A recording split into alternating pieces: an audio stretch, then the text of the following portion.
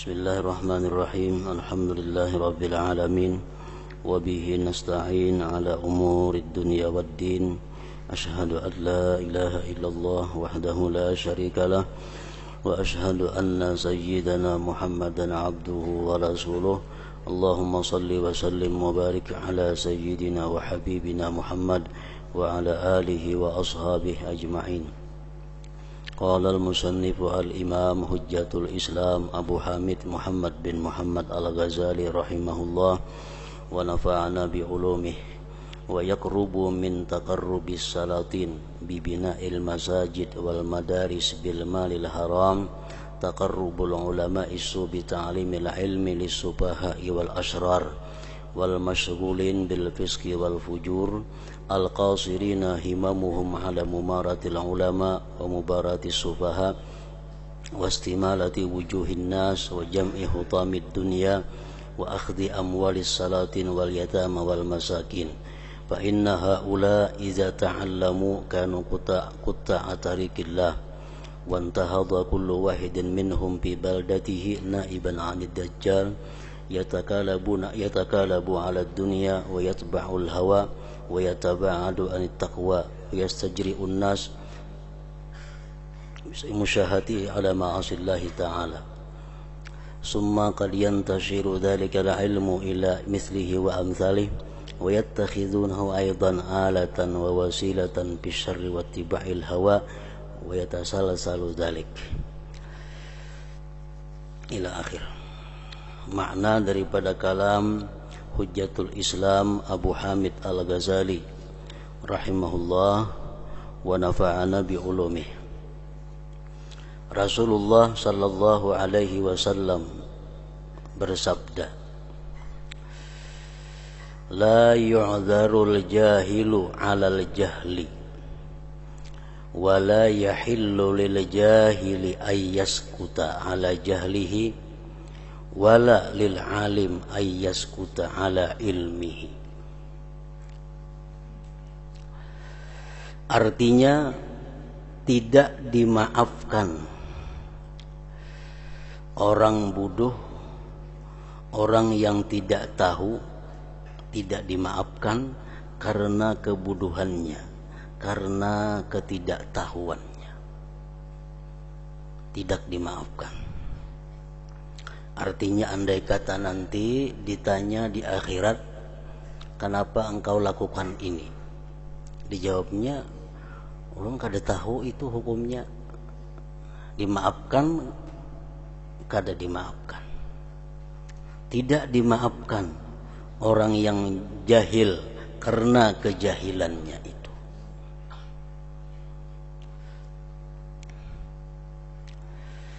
Dan tidak halal bagi orang bodoh, bagi orang yang tidak tahu, diam atas kebodohannya. Artinya orang yang kada tahu, kada boleh kada belajar. Orang yang kada tahu, kada boleh kada bertanya. Sebelum dia masuk pada urusan atau perkara yang dia kehendaki. Orang hendak berdagang, sedangkan inya kada tahu apa-apa syaratnya berdagang, apa-apa rukunnya berdagang, kada tahu lagi. Hendak berdagang, nah kada boleh kalau kada bertanya dahulu. Kayak apa caranya berdagang itu yang benar, kayak apa berdagang itu yang sesuai dengan syariat Allah. Orang hendak kawin, kada boleh inya kawin kecuali belajar dahulu tentang bagaimana hukumnya perkawinan itu. Apa tugas-tugas kalau sudah jadi seorang suami, apa-apa yang wajib dilakukan. Nah, bagi seorang perempuan pun demikian, wajib belajar apa-apa yang mesti dilakukan kalau jadi seorang istri. Wajibkah ini dilakukan? Bolehkah ini dilakukan? Haramkah? Nah, jadi tidak halal seseorang itu tidak boleh diam, kada bertakun. Dan tidak halal bagi orang yang berilmu diam atas ilmunya. Nah, orang yang berilmu kalau mengetahui ada saudaranya yang keliru, ada saudaranya yang salah, maka dia tidak halal untuk diam. Artinya berdosa. Kita misal ke masjid, begitu di masjid kita banyak atau ada melihat orang nang sembahyangnya kada bujur, kada boleh berenai. Karena kita tahu bahwa saudara kita itu sembahyangnya kada sah, kada boleh kita berenai. Mesti kita beritahu.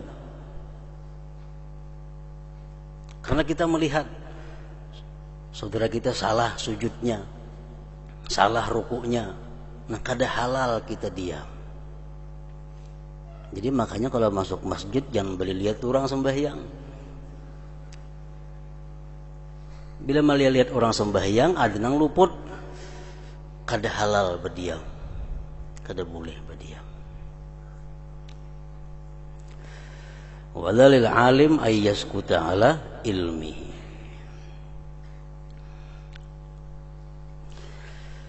Nah, jadi hubungannya dengan masalah kita niat di sini, bahwa andai kata kita meniatkan kebaikan atas perbuatan maksiat dengan alasan bahwa kita tidak tahu bahwa itu tidak boleh, itu tidak dimaafkan oleh Allah Subhanahu wa ta'ala. Tidak dimaafkan.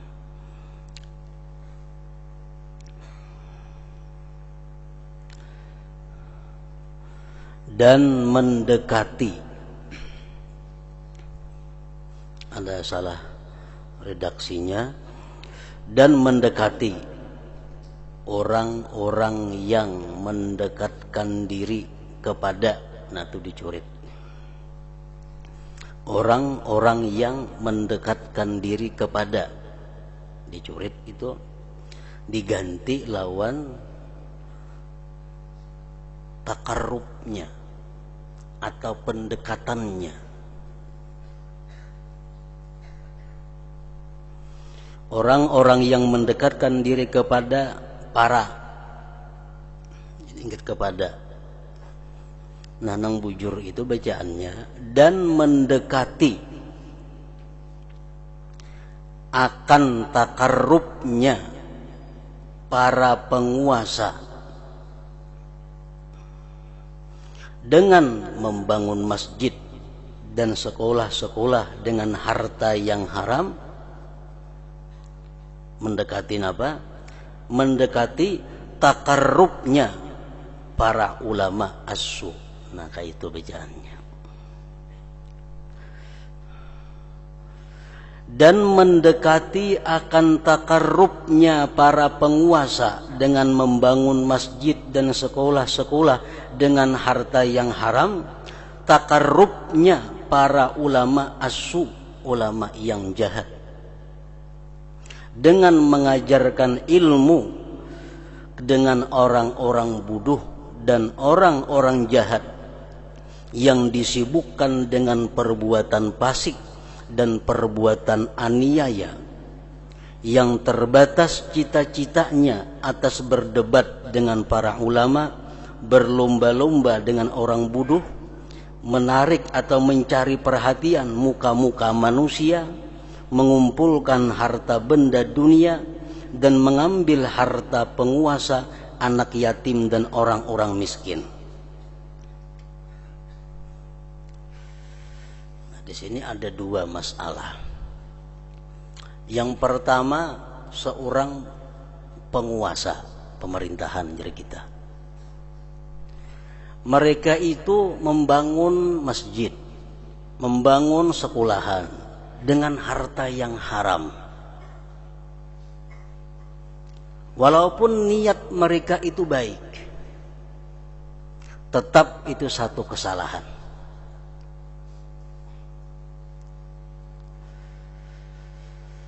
Pemerintah yang membangun masjid, membangun sekolah, membantu anak yatim, membantu masyarakat, tapi dengan harta yang haram, itu hukumnya adalah haram.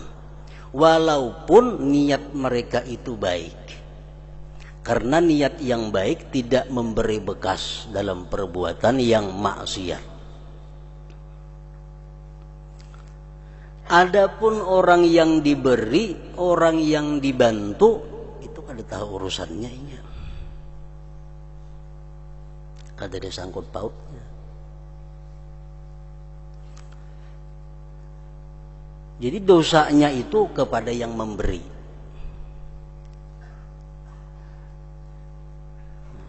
Di dalam kitab Hidayatus Salikin disebutkan kalimatnya seperti ini.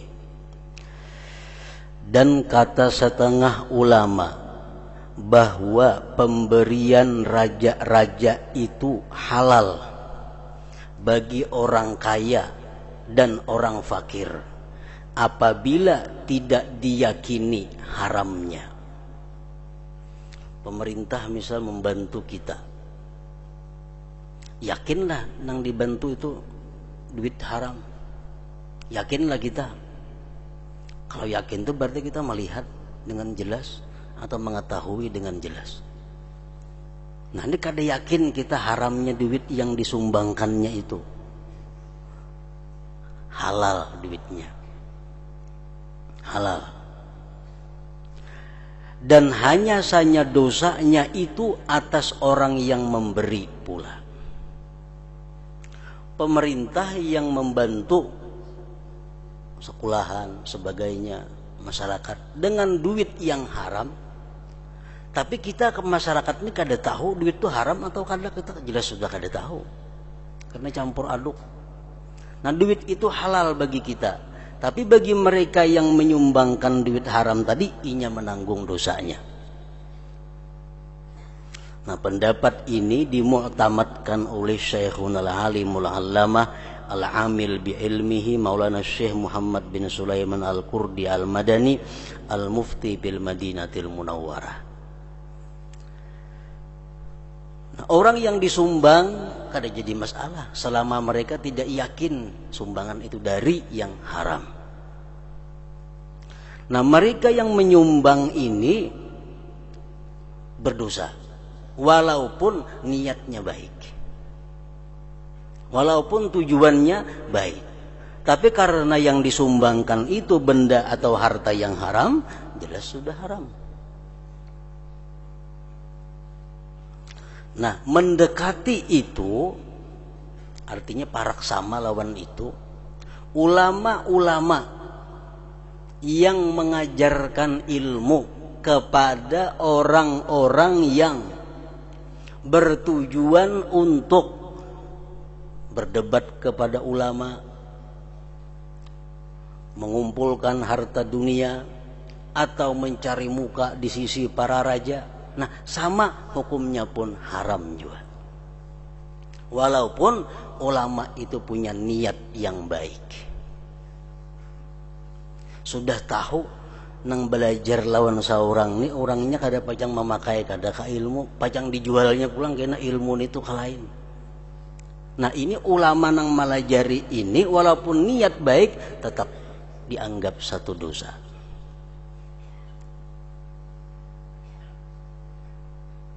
Tetap dianggap berdosa.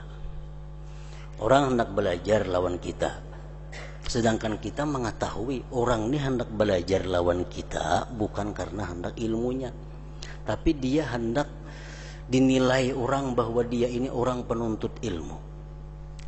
Orang ini niatnya, tujuannya supaya inya berilmu nyaman kena mengumpulkan harta dunia. Nah, orang macam ini dilajari ilmu berdosa. Berdosa. Walaupun kita ajari dengan niat kita yang baik, tetap salah.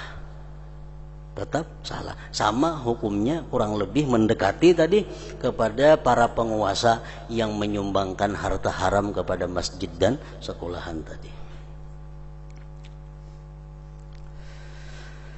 Maka apabila mereka belajar, maka sesungguhnya apabila mereka belajar, orang-orang yang niat buruk ini belajar ilmu agama, maka mereka adalah orang-orang yang memotong jalan Allah Ta'ala dan masing-masing dari mereka bangkit dalam negerinya sebagai pengganti Dajjal yang rakus kepada dunia, mengikuti hawa nafsu, menjauhkan diri dari takwa, dan berani kepada manusia disebabkan ia menyaksikan perbuatan maksiat kepada Allah Ta'ala. Nah, jadi seorang guru ini kalau hendak mengajari ilmu yang khusus kepada manusia, mesti diketahui dahulu bujur-bujur manusia ini macam apa tujuan dan niatnya belajar ilmu itu. Pada ilmu diajarkan baik, si ulama niatnya bagus, cuma yang belajar ini niatnya kada bagus, si ulama ini tahu, nah itu termasuk dosa. Kemudian ilmu itu kadang-kadang tersebar kepada orang yang seperti tadi, dan mereka juga menjadikannya sebagai alat dan perantara dalam berbuat kejahatan dan mengikuti hawa nafsu, dan demikian itu berantai jadinya terus menerus. Dan bahaya semuanya itu kembali kepada pengajar yang mengajar ilmu kepada orang tersebut, beserta tahunya pengajar dengan kerusakan niatnya pelajar tadi dan tujuannya, dan menyaksikannya si pengajar akan bermacam-macam maksiat dari perkataannya, perbuatannya, pada makanannya, pakaiannya, dan tempat tinggalnya. Nah, si pengajar ini sudah tahu yang belajar nih gawiannya macam ini, yang belajar ini minuman makanannya macam ini, yang belajar ini pergaulannya macam ini, masih dilajari ilmu. Nah, si pengajar ini dia akan mendapat dosa dari Allah Subhanahu wa Ta'ala, karena menolonginya untuk menjadikan ilmu sebagai alat untuk pembenaran dirinya dalam melakukan maksiat tadi. Lalu orang alim ini meninggal dunia, dan tetap bekas-bekas kejahatannya masih tersebar di alam. Dalam 1000 tahun umpamanya dan 2000 tahun, tetap si alim tadi menanggung akibatnya, tetap menanggung dosanya.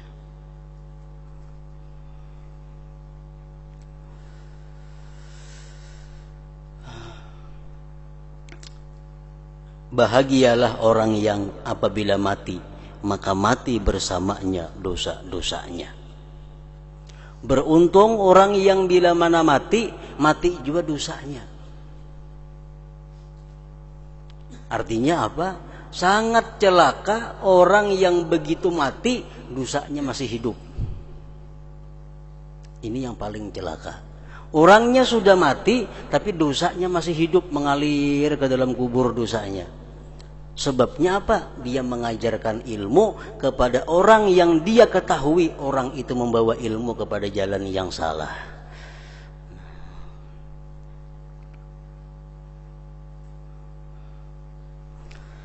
Kemudian yang mengherankan dari kebodohannya, di mana ia berkata, sesungguhnya amal perbuatan itu tergantung niat. Alasannya mengajar ilmu tadi, jadinya amal tergantung niat. Dan saya maksudkan dengan yang demikian mengembangkan ilmu agama. Kalau ia menggunakan ilmu itu dalam kerusakan, maka perbuatan maksiat itu darinya, bukan dariku. Nah, itu alasan yang salah.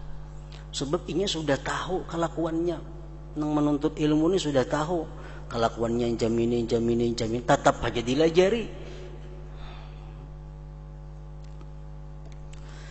Dan tidaklah saya maksudkan dengannya selain agar dia meminta tolong dengan ilmu itu untuk berbuat kebaikan.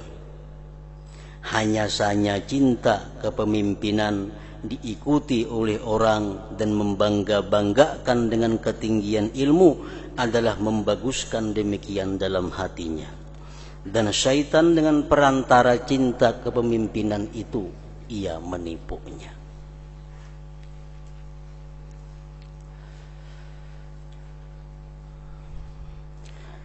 Semoga saya mengetahui, ujar Imam Ghazali, apa jawabannya tentang orang yang memberi pedang kepada perampok. Dan ia menyediakan baginya kuda, kendaraan dengan sebab-sebab yang dipakai kepada maksudnya. Orang ini sudah nyata-nyata gawiannya terkenal perampok. Diunjuki pedang, diunjuki senjata, diunjuki kendaraan. Apa jawabannya itu? Dan ia mengatakan, yang memberi ini, hanya saya bermaksud memberi dan murah hati dan berakhlak dengan akhlak Allah yang bagus. Dan saya bermaksud agar ia berperang dengan pedang ini dan kuda di jalan Allah. Maulah niat macam itu. Kita ini sudah tahu orang ini gawiannya perampok. Diberi pedang dengan niat bahwa pedangnya agar digunakan di jalan Allah. Itu ada mau. Karena zahir perbuatannya sudah menunjukkan orang ini perampok. Kadang-kala diberi pedang. Bila kita beri pedang, walaupun niat kita baik, tetap kita berdosa. Tetap kita dapat dosanya. Dan sesungguhnya menyediakan kuda, tali pengikat, dan kekuatan bagi orang-orang yang berperang adalah termasuk ibadah yang paling utama. Maka jika ia menggunakannya kepada merampok, maka ia adalah orang yang berbuat maksiat. Nah, di sini artinya bahwa kita dituntut bukan hanya kita hati-hati dalam hal maksiat kepada Allah, tapi juga kita hati-hati dalam hal memberikan fasilitas, memberikan sarana untuk orang berbuat maksiat kepada Allah. Walaupun niat kita baik, tetap kita akan dapat dosanya. Dicontohkan dua macam tadi. Pertama, orang mengajar ilmu. Inya mengajar ilmu tujuannya karena Allah. Bagus niatnya.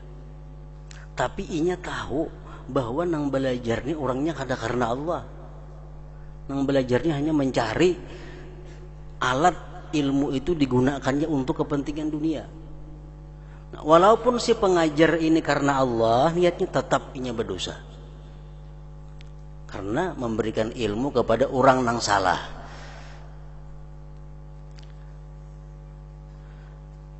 Orang yang diketahui sebagai penjahat diberi senjata dengan niat digunakannya untuk sabilillah. Niatnya bagus.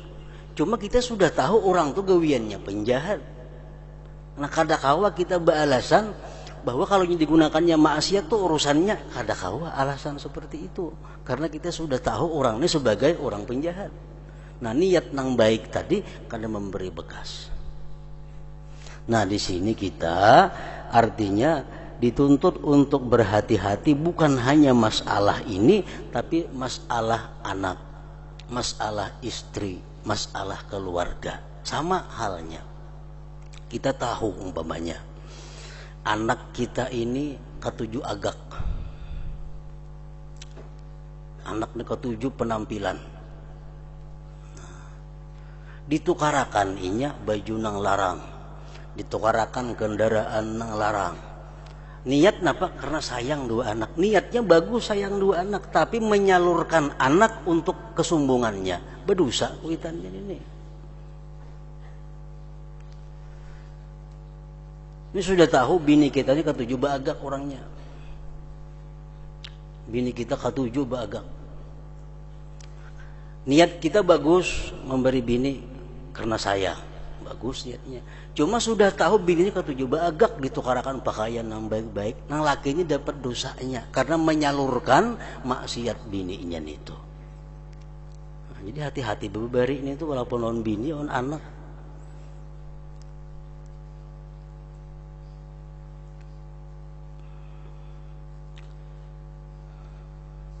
Nah, kayaknya kita mati. Kita mati. Anak kita masih mengenai kendaraan yang kita tuarakan yang jadi kesombongannya. Tetap kita dapat dosanya dalam kubur. Nah, ini karena orangnya mati, dosanya hidup. Yang bagus tuh orangnya mati, dosanya mati juga.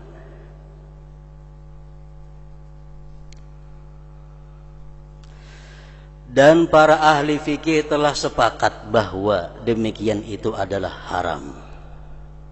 Haram. Macam apapun niatnya baik, tapi kalau sudah tahu bahwa apa yang kita berikan itu adalah dijadikannya alat untuk maksiat, kada bisa diterima. Padahal bahwa murah hati itu adalah akhlak yang disukai Allah Ta'ala. Padahal kita pemurah itu akhlak yang baik. Sayang kepada anak, akhlak yang baik. Sayang kepada istri, akhlak yang baik. Tetapi kalau mereka itu kita ketahui menggunakan pemberian kita di jalan yang tidak diridai Allah, lebih baik kita pemalar, lebih baik kita menahan pemberian itu.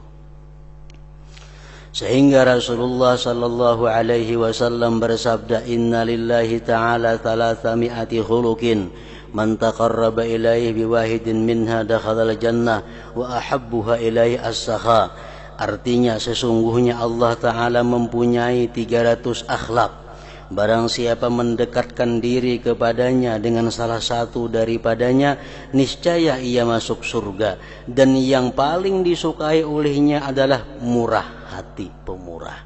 Pemurah itu paling baik sudah. Cuma kita memberi, kita lihati dahulu orangnya. Apakah pemberian kita ini membantuinya kepada maksiat atau kada?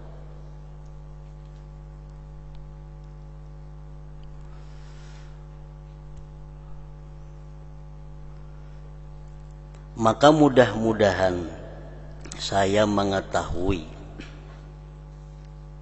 mengapa murah hati diharamkan. Mengapa murah hati diharamkan? Dan mengapa wajib atasnya agar melihat, memikirkan tanda-tanda keadaan dari orang yang zalim ini. Sebelum kita bermurah hati kepada anak, istri, atau orang lain, kita pikirkan dulu adakah tanda-tanda kezaliman pada orang yang bakal kita beri itu.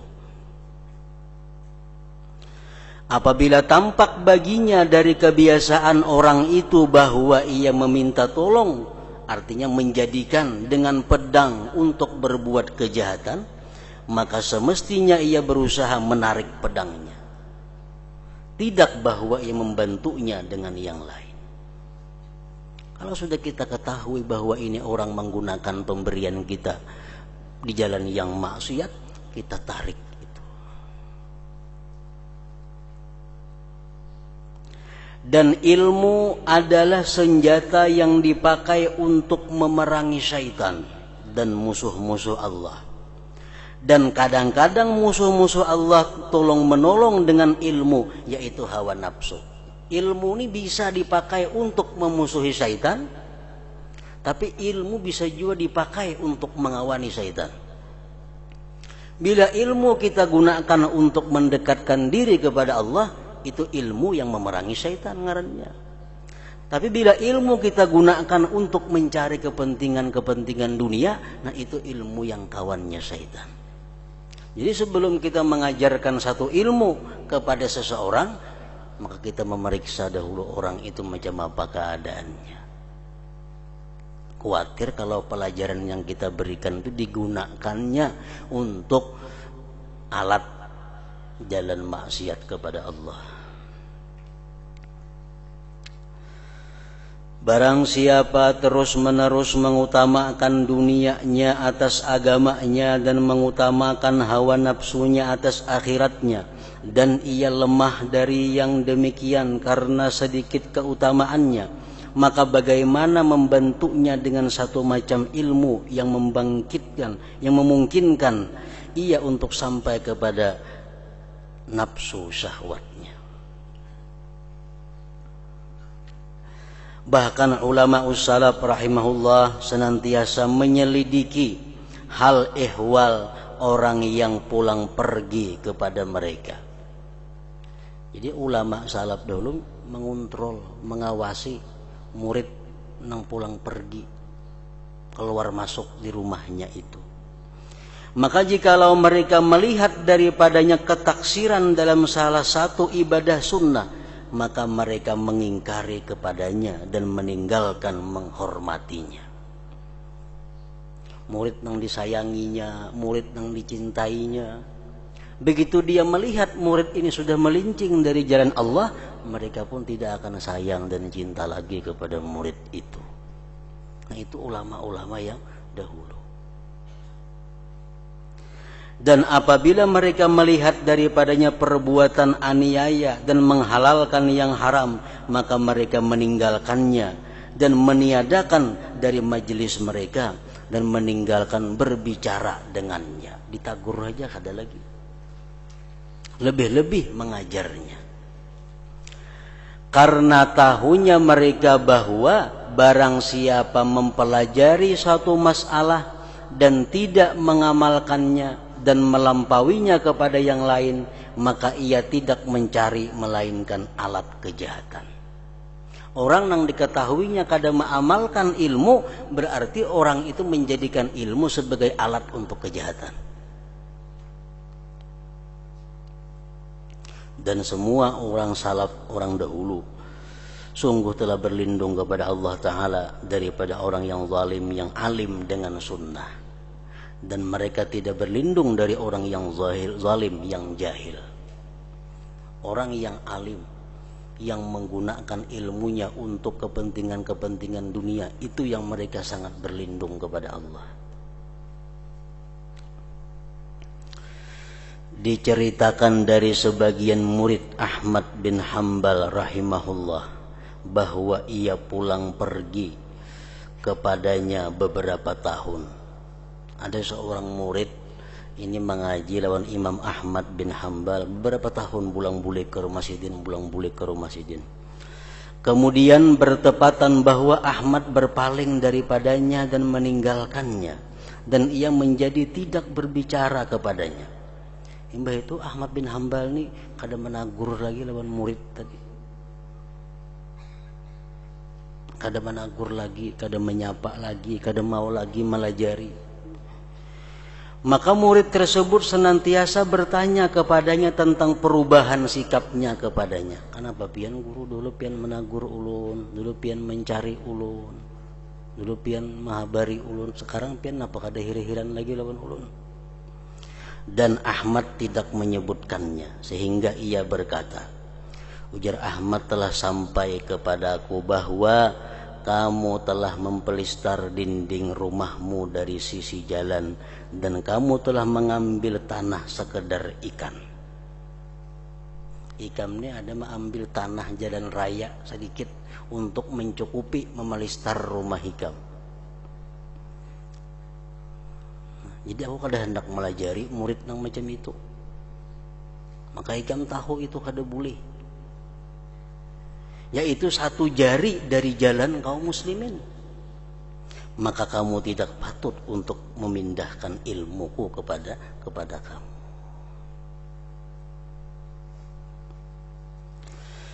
Begitulah pengintaian orang-orang salaf terhadap hal ehwal orang-orang yang menuntut ilmu.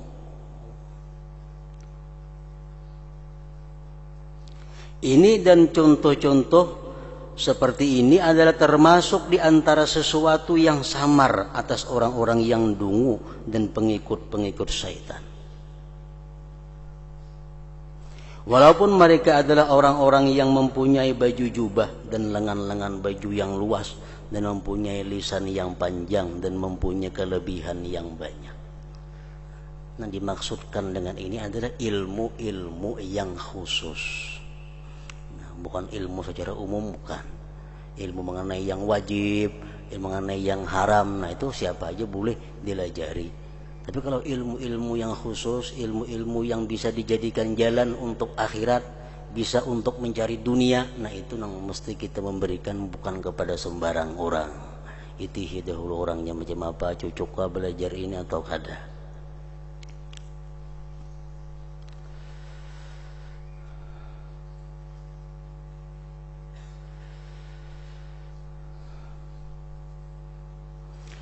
Begitulah pengintaian orang-orang salaf terhadap hal ehwal orang-orang yang menuntut ilmu.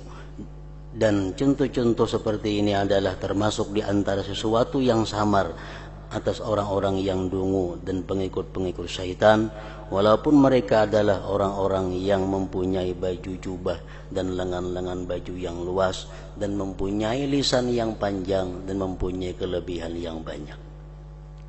Maksudnya kelebihan ilmu-ilmu yang tidak meliputi atas peringatan daripada dunia dan pencegahan daripadanya, keinginan pada akhirat dan seruan kepadanya akhirat. Bahkan itu adalah ilmu-ilmu yang berkaitan dengan makhluk dan dipakai untuk sampai kepada mengumpulkan harta benda, diikuti manusia dan mendahului teman-temannya. Jadi sabda Rasulullah sallallahu alaihi wasallam, innamal a'malu binniyat. Hanya saja amal perbuatan itu tergantung niat, adalah khusus dari 3 bagian, dengan perbuatan taat dan perbuatan yang mubah, bukan perbuatan maksiat. Innamal a'mal bin niyat, hanya saja amal perbuatan itu tergantung niat. Nangkawa dirubah niat hanyalah amal taat dan amal mubah. Amal maksiat kada bisa dirubah dengan niat.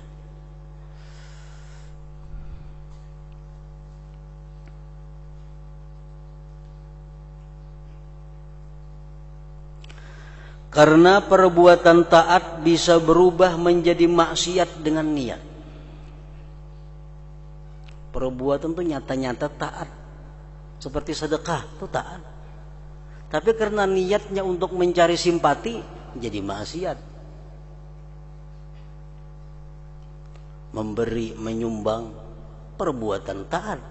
Tapi karena niatnya bukan karena Allah, jadi maksiat. Nah, perbuatan taat bisa berubah menjadi maksiat dengan niat. Dan perbuatan mubah bisa berubah menjadi maksiat dan taat dengan niat kasar. Perbuatan yang mubah itu bisa menjadi haram dengan niat yang jahat. Perbuatan yang mubah bisa menjadi pahala kalau niatnya baik. Kalau niatnya baik.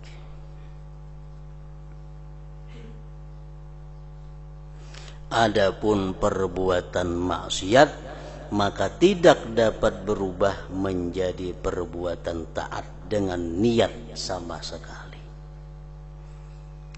Perbuatan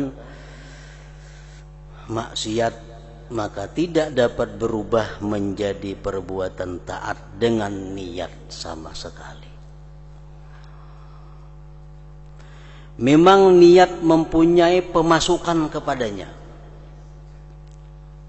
Perbuatan maksiat ini bisa dimasuki niat, yaitu apabila ditambahkan kepadanya maksud-maksud yang jahat.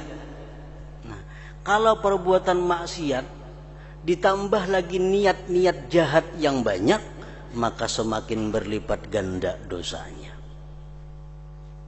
Makin berlipat ganda dosanya. Perbuatan yang jelas-jelas sudah haram. Aku nukar pedang, hendak membunuh orang, itu sudah nyata haram. Karena membunuh orang karena aku pulang hendak membunuh si A, si B, si C. Makin niatnya berinting kada baik, makin menambah kejahatannya.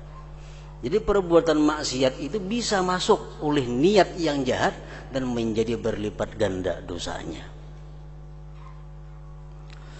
Memang niat mempunyai pemasukan kepadanya maksiat, yaitu apabila ditambahkan kepadanya maksud-maksud yang jahat, maka semakin berlipat ganda dosanya dan besar bahayanya.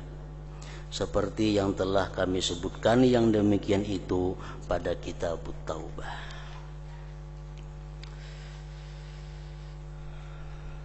Nah, situ bagian kedua, ketaatan-ketaatan, dan itu bertalian erat dengan niat dalam pokok sahnya dan dalam berlipat ganda keutamaannya.